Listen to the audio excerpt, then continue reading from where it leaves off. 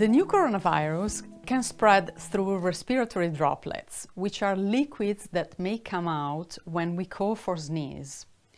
For this reason, it's very important to avoid close contact with anyone who has fever and cough or other respiratory symptoms. In practical terms, we recommend keeping at least 1 meter distance from a sick person. Also, you should avoid shaking hands, hugging, or kissing people with these symptoms.